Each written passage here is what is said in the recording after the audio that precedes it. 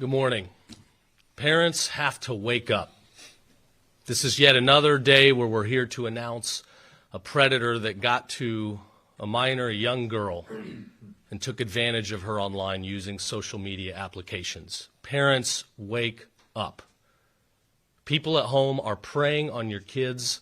They're soliciting information. They are deviants. They want to do bad things, and you are the first line of defense. So again, I'll say, parents, wake up. If you do not know what your kids are doing on their cell phones, you better figure it out today. You could stop serious abuse. You could stop molestation. You could stop the solicitation of sexual imagery of little boys and little girls. You could save lives. Today we're here to announce the arrest of 29-year-old Justin Adkins of West Warwick, Rhode Island. Again, this is happening from other states, parents. People from other states are getting to your kids online and taking advantage of them. It can happen anywhere at any time. Justin Adkins is currently facing charges, 2 child molestation charges in Rhode Island. And here we have taken him down after he developed a relationship with a young girl, a minor, online. They met through the gaming app Fortnite. This is what the icon looks like if you're looking at a cell phone. Fortnite, a gaming application.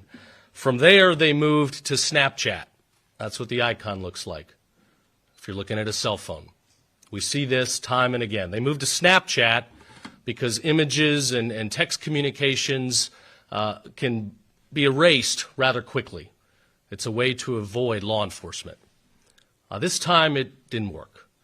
We've got thousands and thousands of files associated with this criminal deviance Snapchat account, hundreds and hundreds of images of child sex abuse content, including many with this victim. After meeting and talking on Snapchat, he then sent Robux using the app Roblox to give this young girl, lavish goods. He sent her an iPhone because he wanted better content in the imagery. That's how sick this dude was. He purchased her things, sent her a digital currency through the app Roblox. Roblox, the state of Florida, has sued both civilly and criminally. Time and again, we see child abuse happening, and it originates through relationships on that application. These companies, they're making way too much money, and they're not doing enough to protect our kids. If you've got adults that are able to go on the application anonymously, pretend to be young kids, develop these relationships, send money to kids in exchange for things, and then start soliciting sexual imagery and more, it's wrong. This cannot happen. More security protections need to be put in place. So again, Snapchat and Roblox, parents, go home, look at the phones. If you see these apps, you need to be prepared. You need to look at the tools that are available to you to, review and monitor the content on your children's phones. You need to decide, do you even want the child to have this application in the first place? It's dangerous, but you got to wake up. This individual is going to spend a long time here in Florida. We got the #1 in-migration in Florida. We don't want it to be for these reasons, but we'll have him extradited here this week, and hopefully he'll spend the rest of his life in this state. We've got to keep these people off the roads, away from our little boys and girls. I want to thank the people that are here with me today. We've got Green Cove Springs Police Chief Sean Hines. They did a tremendous job in this case and many others. He and his whole team have been wonderful when it comes to rule of law and public safety. Here in Clay County, you've got a wonderful sheriff, too. We've got the best sheriffs in the country, and that's why Florida is reaching even further record low crimes. Commissioner Mark Glass from FDLE, we've been on the circuit lately. It's a good day if I'm starting it with him, because that means we're putting more bad guys away. And in Florida, we prosecute to the fullest. This case will be no different. If you break the law, we're going to come at you, we're going to throw the book at you, and we're going to make sure we keep you away from our Florida families for as long as possible. Emily Frazier from our statewide prosecution office is pointing the prosecution. It's clear that she's not going to be handing out any plea deals. Again, we're going to be prosecuting to the fullest, ensuring public safety is number one. These perverts, these deviants, they think that the screen, the anonymity, will protect them. They think they can do whatever they want and that they're shielded by this technology and that they will get away with it. Not on our watch. We're going to hold them accountable. We're going to put bad guys away, and we're going to send a message to these bad guys. If you do this stuff to any Florida resident, we will come after you, and you will spend the rest of your life, hopefully, in our Department of Corrections. Finally, again, to the parents at home, wake up. This is serious. If you don't know what's going on, you better figure it out. You are the first line of defense. You are the first law enforcement. We're going to be there fighting the good fight, but this is only a fraction of what's going on out there, and we need your help. So thank you again for being here. This is an important announcement. It's good to get these guys. We hate having to talk about it because it shows the sick reality of what's out there. But at the end of the day, we're going to stand firm on rule of law, and we're going to protect our kids at absolutely all costs. With that, I'll turn it over to Chief Hines on this side. I have a quick prepared statement, but before getting into that, I'd just like to say on behalf of our acting city manager, Mr. Null, and our city council, all our guests, thank you very much for visiting our city today. All right, the Green Cove Springs Police Department wishes to sincerely thank our law enforcement partners, including the Florida Department of Law Enforcement, Statewide Prosecution, and the West Warwick Police Department in West Warwick, Rhode Island, for their cooperation and dedication during this investigation. This was a serious felony case involving sex crimes against a juvenile victim in our jurisdiction. Despite the complexity of the case and the fact that the adult male suspect resided in the state of Rhode Island, the investigators remained steadfast in pursuing justice. On February 2nd, 2026, a detective from the Green Cove Springs Police Department, along with an FDLE agent, traveled to the state of Rhode Island, furthered the joint investigation, and successfully apprehended the suspect. He is currently in custody and awaiting extradition to Clay County, Florida. The safety of our children and our community remains our highest priority. As Chief of Police for the City of Green Cove Springs, I want our residents to know that we take our responsibility to protect this community seriously. We will continue to work diligently and collaboratively to investigate crimes thoroughly, hold offenders accountable, and ensure that victims and their families receive justice and support. Now we'll turn it over to Commissioner Glass. Thank you, Chief. Appreciate it. Good morning. I'm FDLE Commissioner Mark Glass. And just like the General said, we've been doing this a lot now lately. And part of this is more preventative. Us getting out here, doing this in front of you and different parts of the state, showing this is going on all over the state. And like the General talked about, parents, pay attention what they're doing. My kids growing up did Fortnite. They had Snapchat, but I was on their phone the whole time. I paid the bill. So there's no expectation of privacy in my house until you start paying your own bills. You should be the same. If you don't know what you can do to help or things to look for, you can go on the FDLE's website of secureflorida.org and pay attention to that. We'll give you the tools, the things that can help you fight this, because we're dealing with a bunch of sickos, deviants, malcontents, whack jobs, whatever you want to call them. They shouldn't even be in our community. They should be behind bars, which thankfully the General, Green Cove Police Department, and also too the statewide prosecutor is going to be putting the hammer down on this person. So what we want to just kind of show to you guys is there's many ways to pay attention to this. If it's a family member, if it's a friend, you start seeing signs, I encourage all of you, even if you don't have children, go to secureflorida.org and start paying attention to different things you can see. Notify your local police department. Victims, if you're hearing this, we hear you. Give us a sign, give us some reason to let us help you. There's wraparound services to help you and your family out of this. There's no need to be feeling like someone's going to be intimidating you. We will take that from you. Do not worry about that, and we will protect you. We are very fortunate in this state, in the free state of Florida, that we have a governor and a strong attorney general who won't put up with this. And I've been enjoying being able to work side by side with him, his Office of Statewide Prosecution, and also to the chiefs and the sheriffs of this great state putting these whack jobs in jail.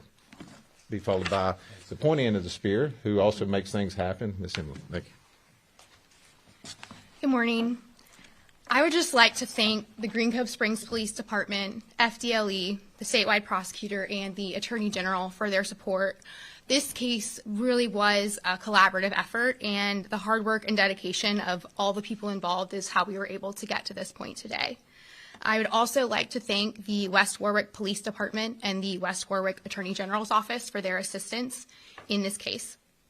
We look forward to pursuing this case in court. Thanks, Emily. It's prosecutors like Emily that have to go face these guys head on and put them away, present the case, go through the evidence. A lot of that can be very gruesome, deal with victims that have been through, some of the worst abuses. They do it because it's a calling. We're thankful in Florida. People have no idea how many wonderful people like Emily are working day in and day out to fight the good fight and protect our communities. I think as Commissioner Glass said, if there are victims out there, please come forward to us. I know it can be a scary situation. This case we're talking about today, once this criminal realized he might be losing control and wasn't getting the responsiveness he wanted from this victim, he started making very serious threats. And that causes a lot of people to continue going on, sending messages, engaging in behavior, filming it.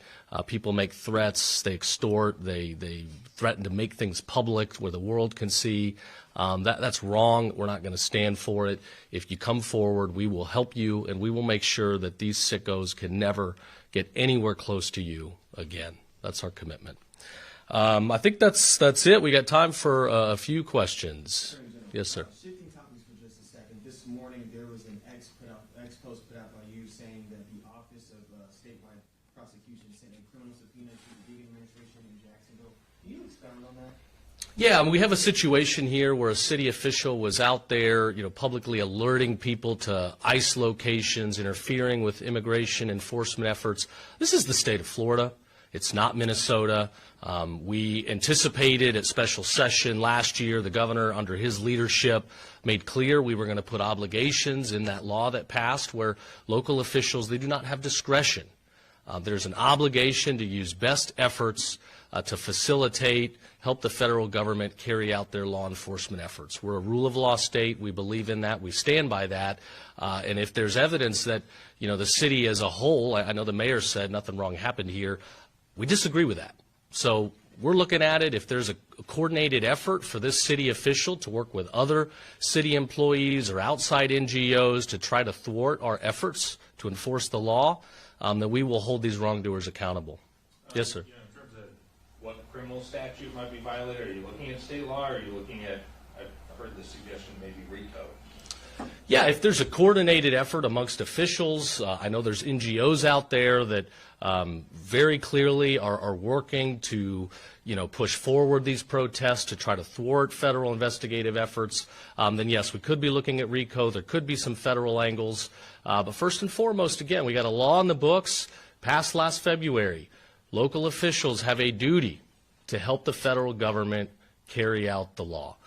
There's also in Florida, we have anti-doxing laws. If you want to flag personal information, locations, details about law enforcement officers to try to harass them, scare them, threaten them, or impede law enforcement operations, that is a crime. We will not stand for that. We want these officials in our state. They enforce the law. We don't have issues in Florida. We don't have the chaos. We don't have the anarchy. We don't have the mayhem in the streets. We work together with federal law enforcement. It goes pretty dang well. So what we're doing in Florida works, and if city officials think they know better than the law, we're going to stand in their way.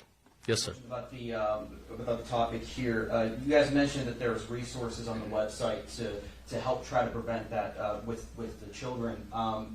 For parents who are watching who are going, I don't even know where to start, what's that first step that you guys tell them to take? First start is you got to get that cell phone in your hand. You got to get access. You got to get into it. If your kid has a passcode, if you've got a child with a phone, that's the first conversation really is, what age is it appropriate to have a phone? And maybe, maybe a flip phone or something without the internet is the better place to start. Again, that's a conversation for parents and kids. We did, under the leadership of Speaker Paul Renner, we passed a law where younger teenagers are not allowed to have access to some of these social media sites in Florida. And those companies have an obligation to have age verification and keep them off. Not all those companies are following it. We're going to be litigating this, and we're going to be holding people accountable. But parents, get that phone, get access to it. I'll hold up these apps again. Until I became Attorney General, I'd never heard of some of these. I've never had these apps myself, but Fortnite here, it's been around for a little while. It's a gaming app. But again, it's a place where a stranger, an adult in another state, can get access to your little girl. Roblox here in the middle. Another one of these virtual reality games where people can pretend to be others. They can create whole universes, but they can be communicating with strangers. You got to be aware of this. Snapchat on the far side over here is one you probably heard of. People send pictures and texts and they disappear. That's why perverts prefer that application over a lot of others. But our technology is good. Law enforcement's getting ahead of the curve. We're going to catch them when they try to use this app to exploit little kids. So look at these. You got to decide if you want your kids to have access, but if they're going to, you need to look at the tools and resources that are available out there to monitor everything that's happening through these applications. Are you guys able to share the age of the victim, or is that? At this point, we can't. It's an open case. Can't provide that information. I just can't say it's a minor girl. Are you able to say, what kind of got law enforcement involved in this? Was this the parents coming forward, or? I can't quite at this point, again, the pending details on an open case. But again, we know beyond a reasonable doubt that this individual in Rhode Island was soliciting information, had developed a relationship, asking for a lot of sexual imagery, a lot of back and forth content with a little girl. All right, thanks everybody.